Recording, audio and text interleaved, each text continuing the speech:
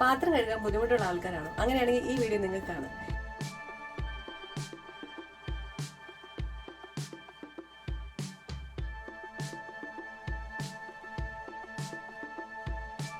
ഈ ഏറ്റവും അഴുക്കായിട്ടുള്ള രീതിയിൽ ഞാൻ പാത്രം ഇങ്ങനെ വെച്ച് എടുത്തിട്ടുണ്ട്. അപ്പൊ ഇത് കണ്ടില്ലേ, അഴുക്കായിട്ടുള്ള പാത്രം നന്നായിട്ട് അഴുക്കായിട്ടുണ്ട്. ഇനി ഇതിങ്ങനെ നമ്മൾ ഒരിച്ചൊരിച്ച് ബുദ്ധിമുട്ടുണ്ടാവും. നമുക്ക് വേണ്ട ഒരു സാധനങ്ങൾ എന്ന് വെച്ച് കഴിഞ്ഞാൽ നമ്മുടെ കയ്യിൽ ഉരുളക്കിഴങ്ങ് എടുക്കുക. ഉരുളക്കിഴങ്ങ് പിന്നെ വേണ്ടത് ഉപ്പല്ല, ബേക്കിംഗ് പൗഡറാണ്.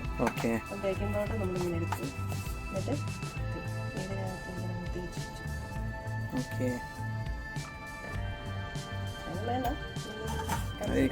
തേച്ച് ജസ്റ്റ് കാണിച്ചിട്ട്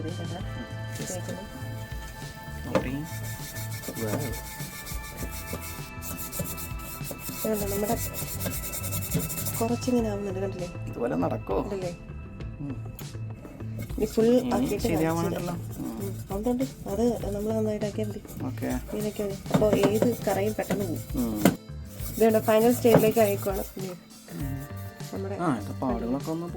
ഞാൻ പിന്നെ ഇടയ്ക്കിടയ്ക്ക് ഇതിന്റെ വെള്ളം വേണം. അപ്പൊ അതിന് വേണ്ടിയിട്ട് ഇടയ്ക്ക് ഞാൻ ഇതിങ്ങനെ കട്ട് ചെയ്തിട്ട്, നമ്മൾ ആ കട്ട് ചെയ്ത സംഭവമില്ലേ, ഇതിങ്ങനെ കട്ട് ചെയ്തിട്ട് കളഞ്ഞിട്ട് ഫ്രഷ് ആയിട്ട് എടുത്തിട്ടുണ്ട്. ഇനി ഞാൻ കഴുകി കാണിച്ചു തരാം എന്തോരം വൃത്തിയായിട്ടുണ്ടെന്ന്.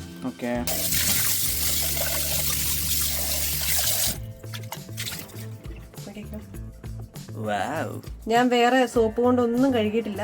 ഞാൻ ജസ്റ്റ് ഇതാക്കിയത് മാത്രം, ഉരുളക്കിഴങ്ങും ബേക്കിംഗ് സോഡയും മാത്രം. അപ്പൊ നമുക്ക് ഏത് കറയുള്ള ഇതാണെങ്കിലും എത്ര ബുദ്ധിമുട്ടിയിട്ടാണെങ്കിലും പറ്റുന്നില്ല എങ്കിൽ നമ്മൾ ഈ ഒരു ഐഡിയ നോക്കി കഴിഞ്ഞാൽ പെട്ടെന്ന് പറ്റുകയും ചെയ്യും. പിന്നെ അതുപോലെ തിളങ്ങുന്നുണ്ടല്ലേ, അപ്പൊ നല്ല നല്ല പാത്രങ്ങളാണെങ്കിൽ നമ്മൾ അങ്ങനെ ആക്കി കഴിഞ്ഞ് കഴിഞ്ഞാൽ തിളങ്ങുകയും ചെയ്യും. അപ്പൊ ഞാനിത് എന്താണെങ്കിലും യൂസ് ചെയ്യുന്ന ഒരു മെത്തേഡാണ്.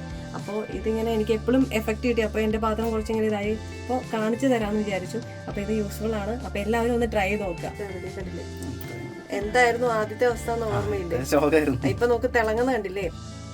എത്ര കഴുകിയിട്ടായിട്ടും അങ്ങനെ വൃത്തിയാവുന്നില്ല എന്ന് തോന്നിക്കഴിഞ്ഞാൽ നമ്മൾ ഈ ഒരു ടിപ്പ് ആക്കി കഴിഞ്ഞ് കഴിഞ്ഞാൽ വൃത്തിയുള്ള സാധനത്തിനാണെങ്കിലും നമുക്ക് പെട്ടെന്നാവും. കണ്ടില്ലേ, ഈ നമ്മൾ പുതിയ പാത്രം ആക്കിയതുപോലെ തിളങ്ങുന്ന കണ്ടില്ലേ. അപ്പൊ ഇങ്ങനെ ഈ ഒരു ടിപ്പ് ചെയ്ത് നോക്ക്. ഞാനിങ്ങനെ ചെയ്ത് നോക്കിയപ്പോൾ എനിക്ക് നല്ല റിസൾട്ട് കിട്ടിയത്. ഞാൻ ഇടയ്ക്ക് അങ്ങനെ ചെയ്യാറുണ്ട്. അപ്പൊ നമ്മുടെ പാത്രം എപ്പോഴും നല്ല ക്ലിയർ ആയിട്ട് നല്ല തിളങ്ങി നിൽക്കും, സ്റ്റീൽ പാത്രങ്ങൾ. അപ്പൊ എല്ലാവരും ഇത് ചെയ്ത് നോക്കുക.